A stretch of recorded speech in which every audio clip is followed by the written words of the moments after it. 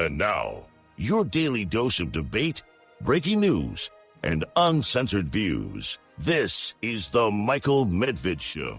And another great day in this greatest nation on God's green earth. A great day when there are great numbers, big numbers, that can get you into big trouble in Washington, D.C. The number's 8647. That can get you indicted and looking at 10 years in prison for threatening the president. How do those numbers threaten the president? We will get to that. It has to do with James Comey, the former director of the FBI. And another big number today, 60. What is the significance of 60? 60 days of war. That can get you, well, the lowest approval ratings ever and some of the highest gas prices of recent decades. And that can get you into all kinds of political trouble. There's also a 6-3. That's the ruling of the Supreme Court. In breaking news, the Supreme Court today struck down Louisiana's second majority black congressional district in a decision that could open the door for Republican-led states to eliminate black and Latino electoral districts that tend to favor Democrats and affect the balance of power in Congress in a Republican direction. In a 6-3 ruling, the court's conservative majority found that the district, this is a district in Louisiana, represented by Democrat Cleo Fields, relied too heavily on race. Chief Justice John Roberts had described the district on the map as a snake that stretches more than 200 miles to link parts of the Shreveport, Louisiana, Alexandria, Lafayette, and Baton Rouge areas, which are not really adjacent to each other. They are made to fit by stretching out and manipulating this map. The Voting Rights Act, as a means to protect minority voters from vote dilution, is essentially dead. That was a comment by Jonathan Servas, a political scientist at Carnegie Mellon University in Pennsylvania, who has served as a special master, meaning an expert witness, in multiple voting rights cases. Meanwhile, with this happening before the midterm elections, there is also a new Reuters Ipsos poll, a 4-day poll completed on Monday of this week, just a couple of days ago, showed 34% of Americans now approve of Trump's performance in the White House. That's down from 36%. We will get to details later. Meanwhile, concerning the war and concerning the 60-day mark, which means that the war has been going on for a lot longer than the little excursion which President Trump talked about, well, months ago now. 60 days is 2 months. It's now not just a little excursion. And the questions and contentious exchanges about the war in Iran quickly dominated Defense Secretary Pete Hegseth's appearance before the House Armed Services Committee on Wednesday. Representative Seth Moulton of Massachusetts, who is a Democrat, he's from Massachusetts, of course, who is running for Senate in Massachusetts, he grilled Secretary Hegseth on whether he has any idea what the Iran war is costing the average American taxpayer.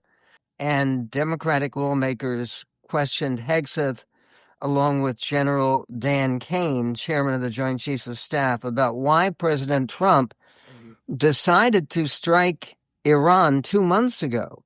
The administration's shifting reasons for that war and the costs to Americans at home and abroad That Pentagon controller, Jay Hurst, estimated the Iran war has cost so far $25 billion.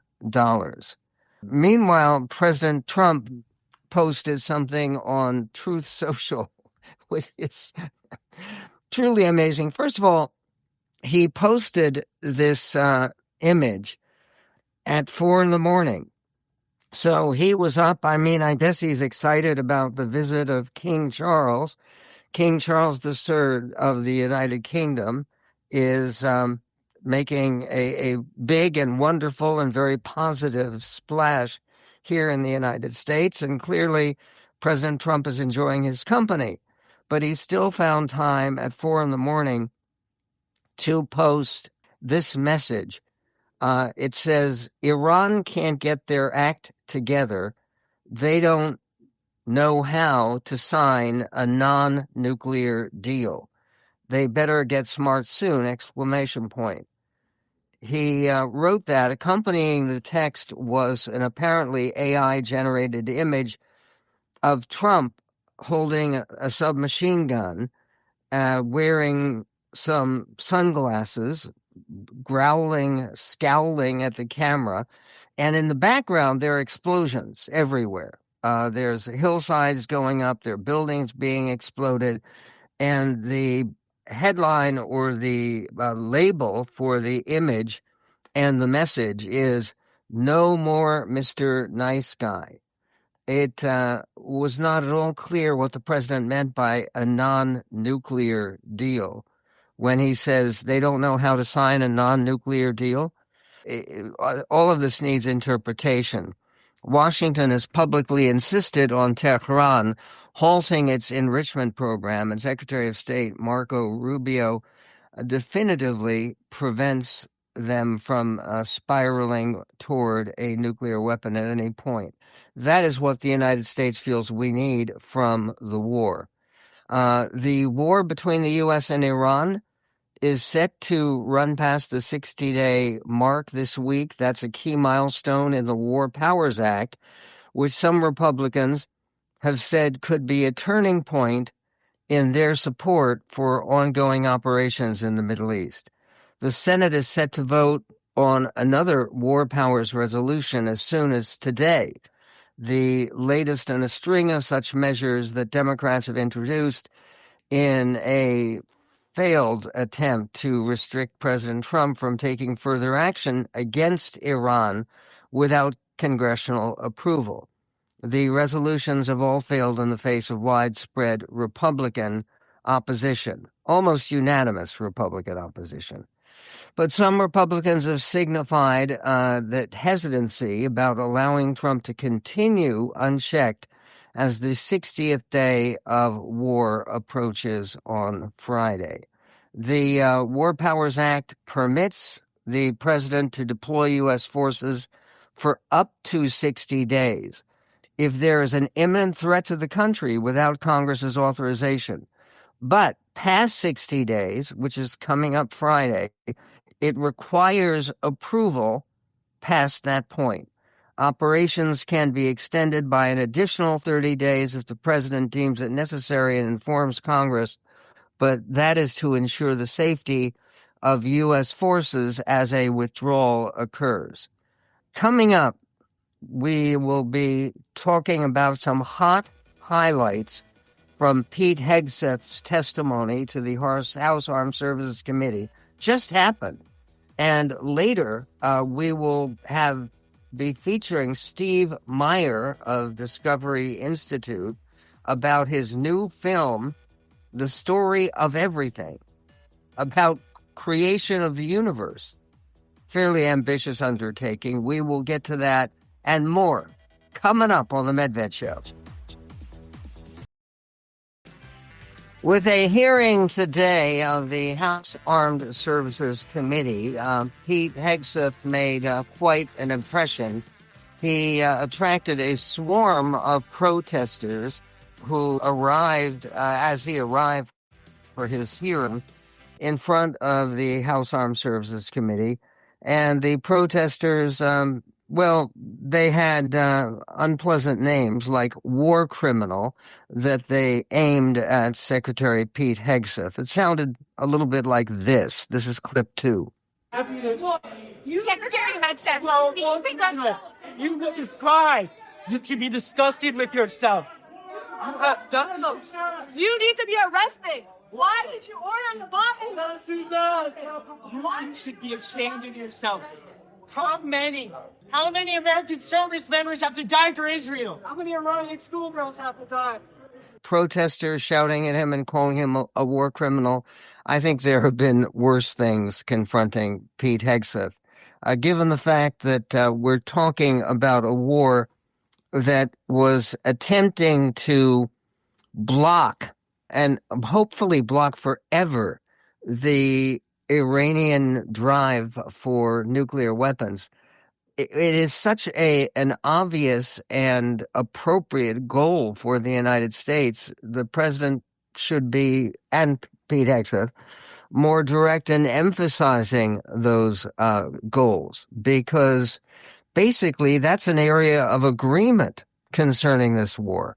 Not the way the president has pursued it, but the goal of the war being to prevent one of the world's worst regimes, in fact, probably the worst regime on planet Earth, from getting hold of nuclear weapons and getting to use their enriched uranium that they have been stockpiling.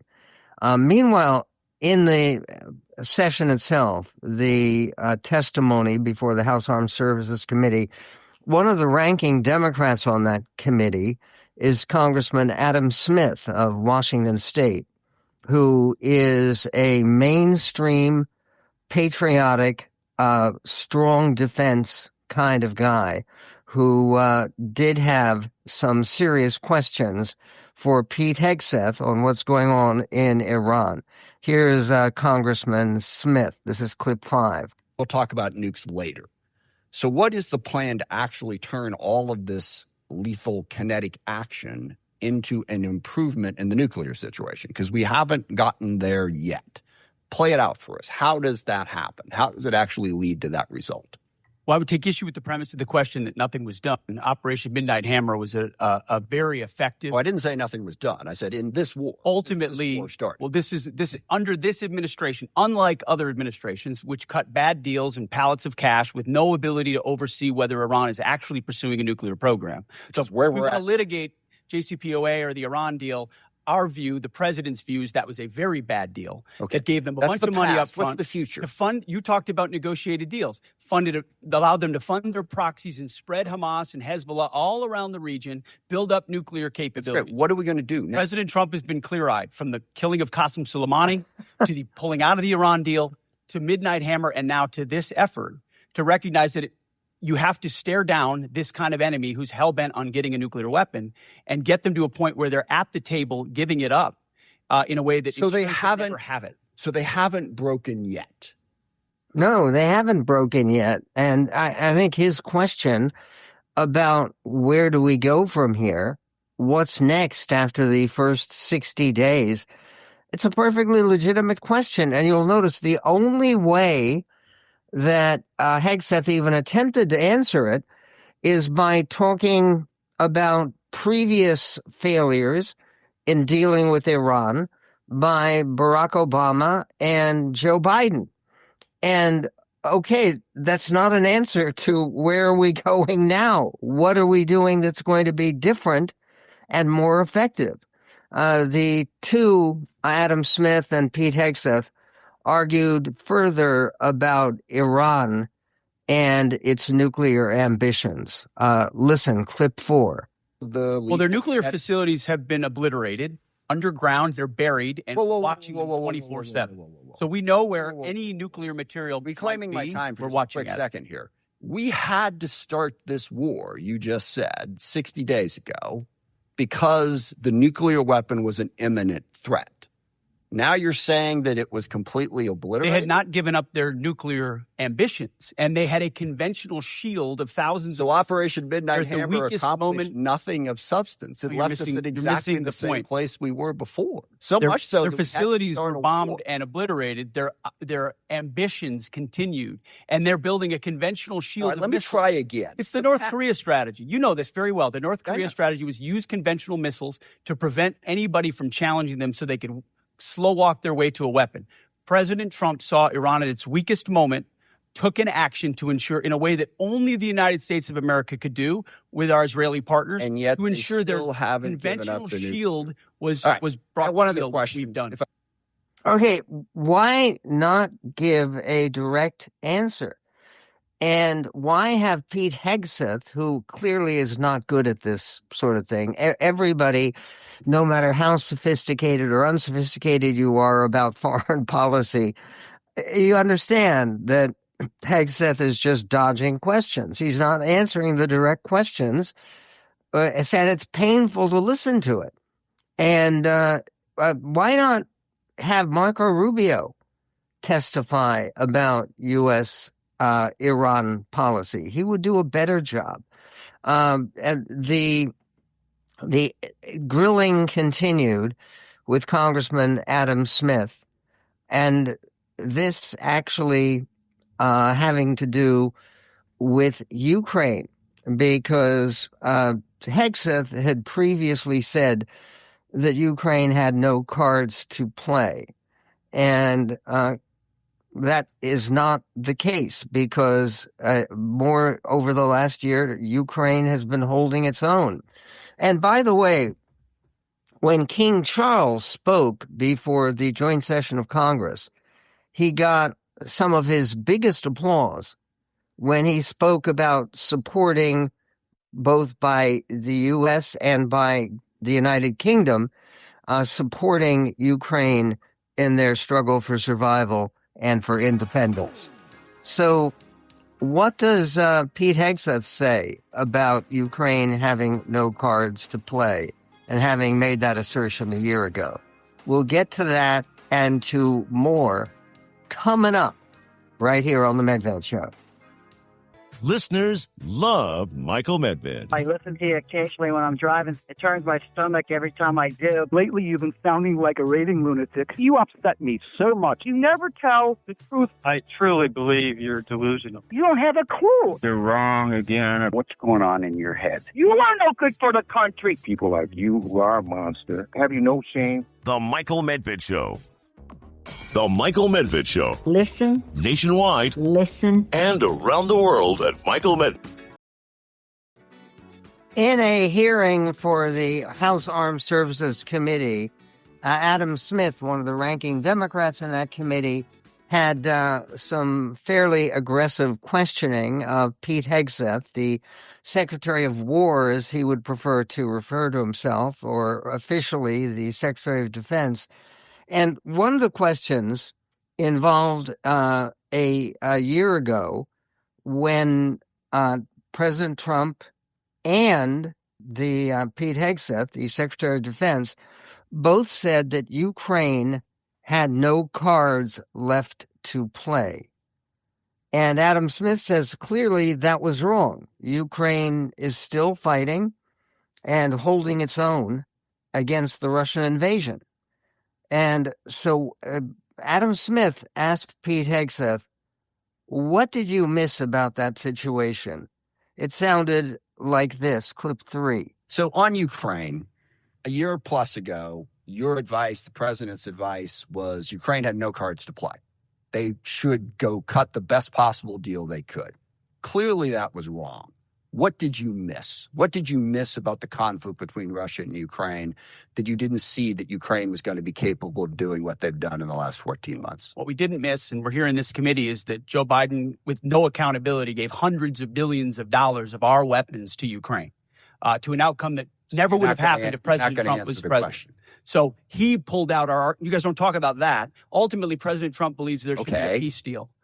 between Russia and Ukraine. But you didn't expect Ukraine to be where they're at right now. I'm asking you, just from a strategic standpoint. I think the Ukrainians have shown great courage, and I appreciate that Europe is now paying for any weapons that we provide.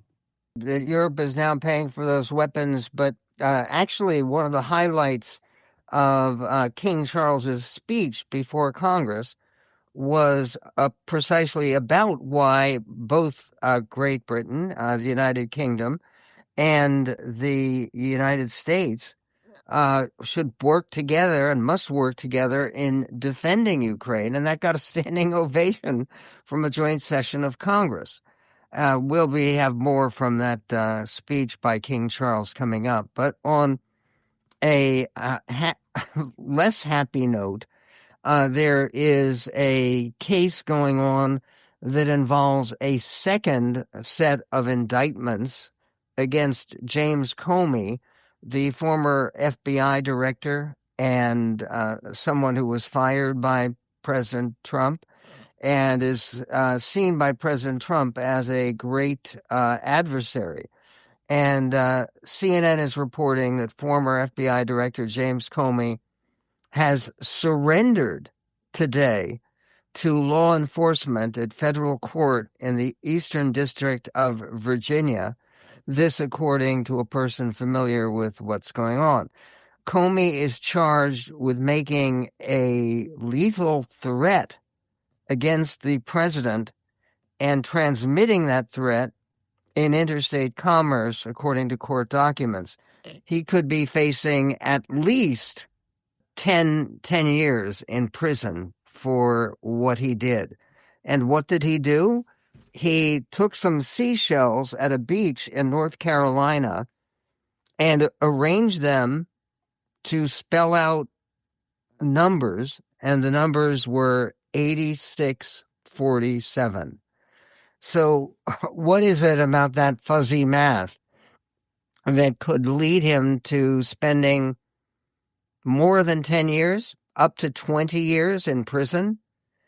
The New York Times, in covering these new indictments, James B. Comey, the former FBI director, was indicted yesterday over a social media post. And that signals a renewed effort by the Justice Department and President Trump to pursue charges against James Comey after its bid last year ended in failure. A federal grand jury in North Carolina charged Mr. Comey with making a threat against the president and transmitting a threat across state lines, according to court records. The case centers on an image of seashells that Mr. Comey posted on Instagram. It is the latest salvo in the department's tortured efforts to satisfy the demands of President Trump to go after longtime targets of his wrath. Under the acting Attorney General Todd Blanche, the department has sought to accelerate Mr. Trump's retribution campaign after the president fired Attorney General Pam Bondi, in part because it was his dissatisfaction, Trump's dissatisfaction, with her effectiveness in bringing cases against his personal enemies. Mr. Comey vowed to fight the case. I'm still innocent, he said. I'm still not afraid, and I still believe in the independent federal judiciary, so let's go, he said in a video statement posted online. Mr. Comey urged Americans to keep up the faith. The new Comey charge stems from an incident nearly a year ago, last year, when the former FBI director vacationed on the North Carolina coast, and he posted a photograph on social media showing seashells arranged to say 8647, combining the allegedly, so the number 86, which is often used to mean to dismiss or to remove, with an apparent reference to Mr. Trump and his status as the 47th president. In other words, it's to 86, number 47. It is not a death threat, because if you look up in the Merriam-Webster dictionary or anywhere else what the meaning or significance of 86 is, it isn't murder. It's getting rid of somebody. In other words, should we put someone in jail because he arranged, presumably, some seashells to print out the message, get rid of President Trump, and 8647?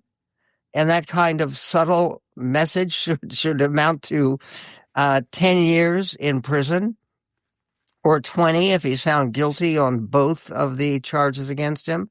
The other charges is communicating the message. Number one, sending the message, and number two, sending it across state lines.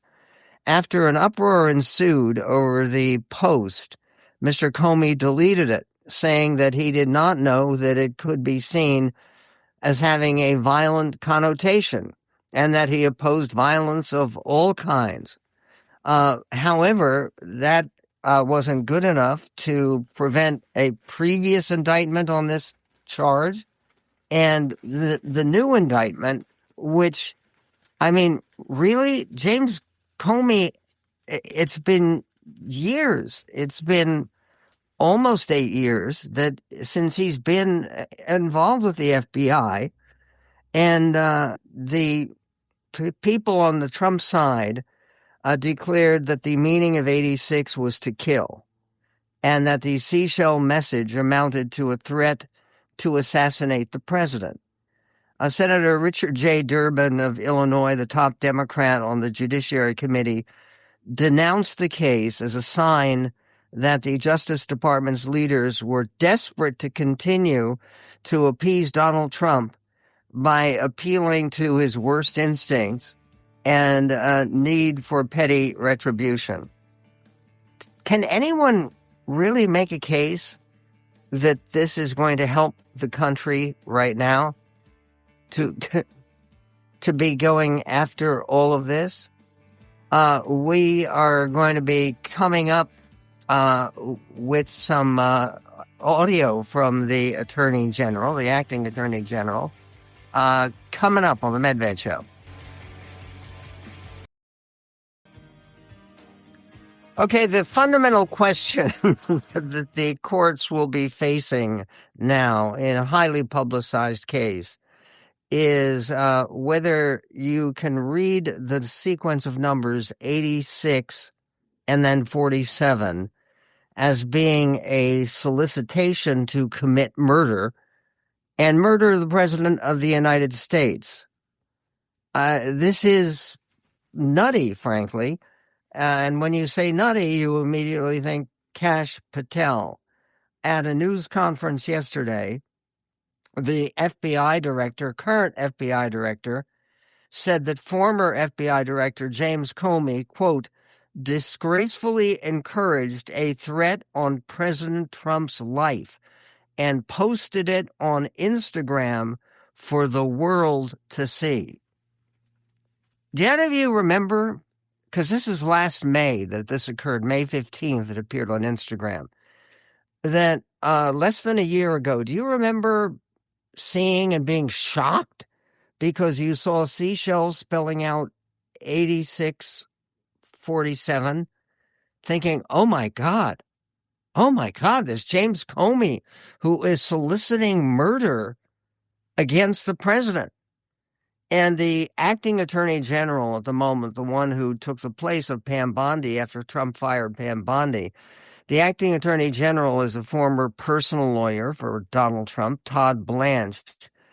And he had this to say about the new arrest warrant and James Comey surrendering custody as he faces these charges against him. Here's the Attorney General. Clip 18. Today, a grand jury sitting in the Eastern District of North Carolina returned an indictment against James Comey on 2 counts. The first count is that on or about May 15th of last year, he knowingly and willfully making a threat to take the life of and to inflict bodily harm upon the President of the United States. Count 2, same day, May 15th, 2025, that the defendant, James Comey, knowingly and willfully transmitting in interstate commerce a communication that contained a threat to kill the President of the United States. Both of these counts carry a maximum term of imprisonment of 10 years. Both of these counts is a 20-year sentence. This is, by the way, the formal definition for 86, if you look it up in the dictionary or any dictionary, they write that 86 is American slang, meaning to get rid of, discard, cancel, or refuse service to someone or something. Originating in the 1930s, it is primarily used in restaurants or bars to indicate an item is out of stock or to eject a disruptive customer. Synonyms include reject, nix, discard, eject, or eliminate. I mean, really? Will Jimmy Kimmel get 86th next? Would that be a threat on his life? Jeremy Steiner, Pride of Hillsdale College, makes a very good point, is that the idea of James Comey spelling out messages by arranging seashells on the beach in North Carolina, this is made to order for Saturday Night Live. Can you see a cold open of Comey on the beach? They'd have to get a very tall, Jim Comey is 6'9". He's a big guy. He's up there in Barron Trump territory.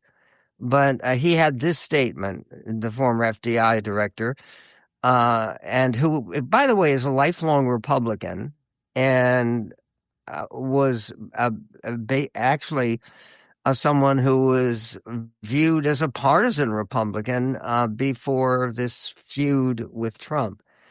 And he also helped Trump settle into office. They were building a decent relationship until Trump had the conviction that Jim Comey wouldn't be loyal enough to the president, forgetting the fact that when you're director of the FBI, you're supposed to be loyal to the Constitution of the country. And here is Jim Comey's statement about the latest indictment for which he just delivered himself in Virginia. Here is James Comey, clip 15. Well, they're back. This time about a picture of seashells on a North Carolina beach a year ago. And this won't be the end of it. But nothing has changed with me. I'm still innocent. I'm still not afraid. And I still believe in the independent federal judiciary. So let's go. But it's really important that all of us remember this is not who we are as a country. This is not how the Department of Justice is supposed to be. And the good news is we get closer every day to restoring those values. Keep the faith. Keeping the faith is a strong message. And what about copycat crimes on this one? Isn't it likely that there will be millions of copycats on social media who go to the beach this summer and spell things out according to numbers and wait to see what will happen to them? In other words, what if somebody spelled out, not using all numbers, but you spelled out FU47? Is that also actionable? Andrew McCabe, who is on CNN, he's a contributor there. He's a former deputy director of the FBI. And here's what he had to say about this current indictment of James Comey, his former associate. Clip 13. Andrew, do you think the DOJ should be spending its time and resources on this? Oh, of course not. Of course not. They actually have real work to do.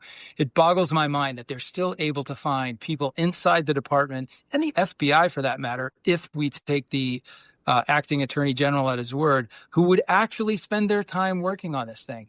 And, to kind of do they have any underline choice? that I mean, point, if they're ordered to do it, I guess. Anderson, we all have choices at the end of the day. And I would say if there were any legitimacy, if there were even a legitimate argument that statement was a threat, do you actually think the Secret Service, after having interviewed him the day after the threat was allegedly made, would have allowed Jim Comey to live his life walking around free, doing nothing for the last year? So you think this guy is actually a legitimate threat to the president of the United States, and you waited a year to arrest him? It's preposterous. This whole thing is an absolute fraud. And this comment by Laura Coates on CNN about the thought process behind the Comey indictment. But when it comes to Comey, I mean, I can only imagine the thought process here. You say it's a threat to kill the president? All right, what do you got? Shell casings? Nope, we've got shells. Seashells. What about a manifesto? We've got a picture of the number 86 next to the number 47. And he's the one who actually wrote that message, right? Or arranged the shells there, right? Well, no, but he took a picture of them. And he said that he intended for that message to convey a threat? Well, actually say he didn't realize 86 was associated with violence and that he opposes violence of any kind. And he kept the picture up still? Well, no, he took it down and then said, again, he opposes violence of any kind. All right, we'll tell Secret Service that. Actually he did. He talked to them voluntarily 11 months ago after it happened. And again, the idea that the best the FBI has to do, and right now we have an FBI director, Kash Patel, who is under all kinds of suspicion. I guess if you're going to spend most of your time boozing as a director of the FBI, then it's useful to have a concentration on seashells. The great seashell conspiracy. Coming up, we're going to be talking with Steve Meyer, who has a new movie coming out about the story of everything is the title. And what it means is it's about how the universe came into existence. And is the Big Bang theory really scientific at its heart? Or is it more faith-based? We will get to that. We'll also get to King Charles and his triumphant speech before a joint session of Congress. What did he tell our lawmakers? And the latest with the FCC and Jimmy Kimmel. Did Jimmy Kimmel spell something out on seashells with seashells? Could be even worse. We'll get to that and more in this greatest nation on God's green earth.